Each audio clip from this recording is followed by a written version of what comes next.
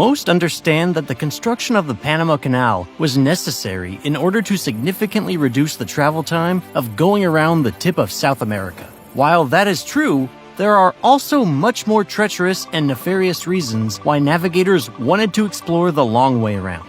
Today, we'll be learning about one of the most dangerous and infamous straits that exists in the world. A rite of passage for some of the most renowned explorers, adventurers, and scientists humanity has produced, and a region ordinary mariners and commercial ships avoid at all costs. The Drake Passage. First things first, where is the Drake Passage? And if it's so dangerous, why would anyone go there? The Drake Passage is the name for the body of water that spans the 620-mile gap between Cape Horn, Chile, and Antarctica. The same distance separating London and Berlin, or the distance of the Bering Land Bridge that connected Asia to North America 35,000 years ago, just before the last glacial maximum. The Drake Passage is the point of convergence of the Pacific and Atlantic Oceans, the two biggest bodies of water in the world, as well as the Southern Ocean. The average depth of the strait is 3,400 meters, or 11,150 feet deep. Though at its southern and northernmost ends, the depths can reach up to 4,800 meters, 15,700 feet deep, equal to the height of Mont Blanc, the tallest mountain in the Alps. As for the name, Drake's Passage, how did that come about? The story is wrapped up in the first wave of colonization and the struggles between the Spanish and early British empires to conquer land, dominate peoples, extract resources, and map the globe on their terms. The strait's name comes from Francis Drake, perhaps the most well-known seaman of the Elizabethan age, who played a huge role in the changing of the imperial guard between the Spanish Empire and the growing British one. Born in England between 1540 and 1543, the exact date is not known, and raised in Plymouth, Drake spent his whole life around boats under the tutelage of the famous Hawkins family. By the time he was 18, Drake was already well on his way to becoming what came to be known as a sea dog, a pirate sanctioned by the British Crown, looting and plundering villages, bringing slaves to the New World and waging war against any Spanish ships he ran into, from the coast of West Africa all the way up to the French coast. Many times in these early years, Drake was involved in monumental disasters in the early fight for power between the British and Spanish empires, several times barely escaping death. By his 30s, Drake's resume, violent and ghastly though it was, fit the bill for British interests in South America, and he was chosen as the leader of an expedition backed by the Queen herself, aiming to pass around South America via the extremely dangerous Strait of Magellan, which passes over Tierra del Fuego. This was in 1577, and to be clear, this mission had nothing friendly about it. The aim was nothing less than to carve a path for British interests in the region, wiping out any opposition by natives or the Spanish they were to come across. And of course, nothing stood in Drake's way from looting as much gold and silver as he wanted, and he was well known for this desire. The Queen even told him when they met face to face that she would gladly be revenged on the King of Spain for divers injuries that I have received. Drake set sail in December of that year with 5 small ships manned by about 200 men, and by the next spring had arrived at the Argentinian coast. He had only barely arrived there when he decided to try a group of supposedly unreliable officers and execute their leader, Thomas Doughty, on charges of treason and witchcraft. He then packed 2 ships' worth of supplies onto the remaining 3 and set off again, entering the Strait of Magellan on August 21st, 1578. The journey took 16 days, after which he saw the Pacific Ocean for only the second time in his life. But luck, which until then had kept him miraculously safe, suddenly turned on him. In his own words, God, by a contrary wind and intolerable tempest, seemed to set himself against us. A storm of gale-force winds seized the expedition of ships, separating them all. One of them, presuming Drake to be lost and dead, returned to England. Another was lost altogether, probably into the Drake Passage itself. It was around this time that Drake supposed there might be, just below the Strait of Magellan, a meeting point of the world's great oceans beneath the tip of South America. Though the passage is named after him, he never himself went about crossing it. Instead, he roved up the coast of South America, looting and attacking Spanish ships and settlements, who didn't have any experience of violent encounters in that area, since they colonized the Mayan and Aztec civilizations. He was looking for a passage back across the Atlantic, which he never found, and finally ended his journey near what is now San Francisco, christening the land there New Albion, after the old Greco-Roman name for the British Isles. But bear in mind, it was in 1526, decades earlier, that Drake Passage was first spotted by the Spanish colonist and explorer Francisco de Hozas, though it's unclear whether he did or didn't brave the passage at the time. Still today in the Latin American world, the sea is also referred to as the Mar de Hozas, in memory of this first sighting. The first person in recorded history to actually cross the Drake Passage was 40 years after Drake's chaotic expedition by Dutch explorer William Schouten. The first person to successfully navigate the tip of South America, Schouten christened the land he sailed around Cape Horn, and thus established the most reliable and common sea route around South America for the centuries to come, until the Panama Canal was built in 1914. At this point, you might be wondering, but why is the Drake Passage so dangerous? What is it about this meeting point of oceans that makes it so unpredictable, so notorious for mariners, explorers, and scientists? As the convergence point of the colder northern-flowing Antarctic waters and the warmer southern-flowing waters of the Atlantic and the Pacific, an enormous amount of water flows through the Drake Passage, about 125 to 200 million cubic yards per second, or 600 times that of the Amazon River. To put this into perspective, the Amazon River is itself the most powerful river in the world, having 5 times the rate of flow as the next most powerful river, and moving more water than the Mississippi, the Nile, and the Yangtze combined. There is no doubt whatsoever the waters in the Drake Passage flow as the most voluminous current in the world, called the Antarctic Circumpolar Current, or ACC, which mostly flows east to northeast, with a small portion branching off northwest into the South Atlantic, called the Falklands Current. In the ACC, the 3 major oceans exchange, with more than a little fuss, heat, salinity, and nutrients from the far reaches of the globe. This makes the ACC a key player in the regulation of both the flow and temperature of what is called the global conveyor belt. But this is not all. According to the mythology of the Drake Passage, the waters have 2 states, called respectively the Drake Lake and the Drake Shake. The first refers to times in which the waters are very calm and placid, resembling a lake almost without any waves. The second, and much more common state, occurs when the waves lift themselves to heights of up to 60 feet or 18 meters high. That's almost 4 stories. The mean annual air temperatures across the Drake Passage range from 41 degrees Fahrenheit in the north to 27 degrees in the south, or 5 to -3 degrees Celsius, with the water temperatures ranging also from 43 degrees in the north to 30 degrees Fahrenheit in the south, or 6 to 4 degrees Celsius. This transition is by no means smooth. At the latitude of 60 degrees south, the temperatures alter sharply at what's called the Antarctic Convergence Zone, the area where cold Antarctic waters meet the warmer waters of the world's oceans, thus sinking and flowing north, creating what's called a major meridional circulation system. Not only is this a major biological boundary between Antarctic and subantarctic marine wildlife, the convergence of ocean currents and temperatures here makes the waters extraordinarily lively, and cyclones that form in the warmer Pacific regularly rush into the passage just below Tierra del Fuego and sweep across it from east to west. Even when these aren't observed, a rare enough stroke of luck, the winds are almost always present, very strong, and predominantly westerly. Today, the Drake Passage is pretty much the only way to reach Antarctica by boat. To make the crossing from Ushuaia, the southernmost city in the world, takes 36 to 48 hours. Before we move on to the spectacular achievements, awe-inspiring feats, and tragic defeats that have taken place in the Drake Passage, it's worth going over at least a number of the factors that make this region such an inhospitable, lethal strait. First off, the Drake Passage is one of the most remote locations on Earth, with no nearby land masses to seek for shelter, or people to be found who might assist you. An emergency in the Drake Passage must necessarily be dealt with alone, with whatever you happen to have with you. A ship crossing the passage must be well-equipped, relatively self-sufficient, and prepared for any contingencies, although such preparation is, in light of the extreme variability of conditions, always to a degree of an act of faith. The next thing to take into account, as noted before, are the extremely cold temperatures faced there. The waters are absolutely frigid, some of the coldest unfrozen water in the world, given the proximity of the Antarctic and the presence of its circumpolar current. To fall overboard or to have your ship capsize here would be the end of any regular human. It wouldn't take very long at all for hypothermia to set in.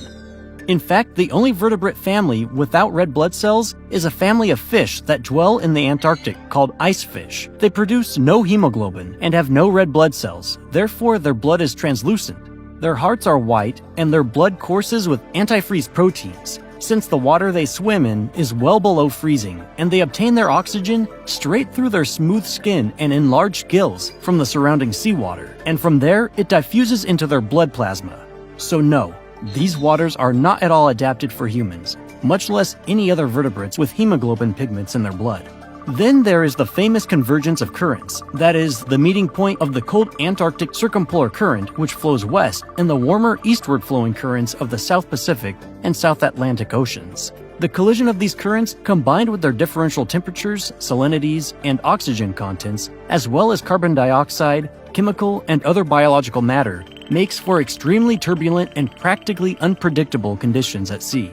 These include strong eddies and whirlpools even, making navigation through the region a major challenge. There's also the winds in the region to take into account. These winds are strong and persistent, so strong in fact, they're named for the latitudes in which they're present. They're respectively known as the Roaring 40s, Furious 50s, and Screaming 60s, since they're found between the latitudes of 40 and 60 degrees south. Generally taking a westerly direction, these winds make for extraordinarily high waves, choppy seas, and make navigation across the passage gut-wrenching and terrifying. You might be able to tell that these sure aren't the lightest of breezes. What's more, these winds are coming from the warmer regions further north. The circulation of the hot air into the colder Antarctic system makes for extremely variable weather conditions, capable of changing in an instant. Storms and low-pressure systems sweep into the passage, bringing heavy precipitation, gale-force winds, turbulent seas, and drastically reduced visibility at times. As you can probably imagine, crossing or even attempting to skirt the Drake Passage is not for the faint of heart. But of course, there have been plenty who have tried. Long before anyone with a camera or journal set eyes on Antarctica, the continent was believed by many to exist. The ancient Greeks believed in what they called a terra australis incognita, or an unknown southern land, because they thought that the Earth must have a symmetry of landmass between the northern and southern hemispheres. In 1772, Captain Cook, a famous British explorer who just the year before had completed his own first circumnavigation of the globe, went in search of Antarctica. For the next 3 years, he tried, without any luck, to land on the southern continent, as it was called back then. While he did manage to make the first crossing of the Antarctic Circle and reach the most southern point ever in the recorded history of navigation, he never saw Antarctica. In his journal, he wrote that the risk one runs in exploring a coast in these unknown and icy seas is so very great that I can be bold to say that no man will ever venture farther than I have done, and that the lands which may be south will never be explored. And that was it for Captain Cook.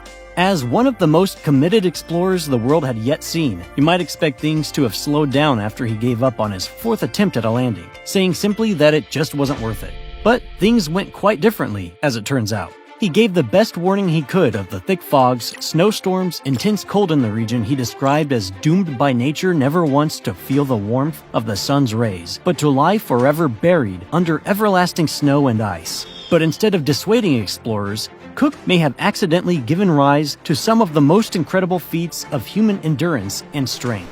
Without meaning to, he inspired an entire generation of explorers, scientists, hunters, and daredevils. Indeed, he'd noted the astonishing biodiversity of the Arctic seas, including the massive abundance of whale and seal populations in the area. In the next century, an ever-increasing frequency of sealing activity arose in the Arctic seas over the next 50 years. It was in 1821 that the seal hunter John Davies, who'd started out from Connecticut, was driven off course by a violent storm and became arguably the first man, by accident, to land on Antarctica.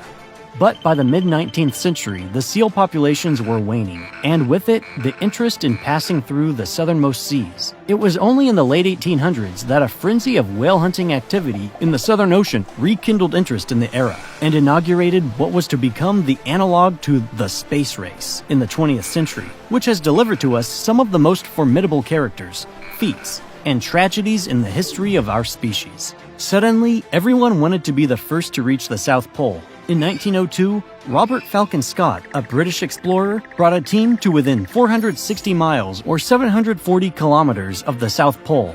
In 1908, another British explorer, Ernest Shackleton, a rival of Scott, came within 97 miles or 156 kilometers before he was forced to turn back. In 1910, Robert Falcon Scott tried again, in the now infamous Terra Nova expedition, to accomplish the impossible. He attempted it at the same time as the Norwegian Roald Amundsen and his team. Amundsen was the first to arrive at the South Pole on December 14, 1911, and just a month later, Scott and 5 members of his team arrived too, greeted by the defeating sight of a Norwegian flag. But the real defeat was still to come. The weather took a turn for the worst on Scott's return to ship. Their food ran out, storms and accidents impeded their movements and slowly withered them down. None of the 5 members who attempted the South Pole returned from the trip.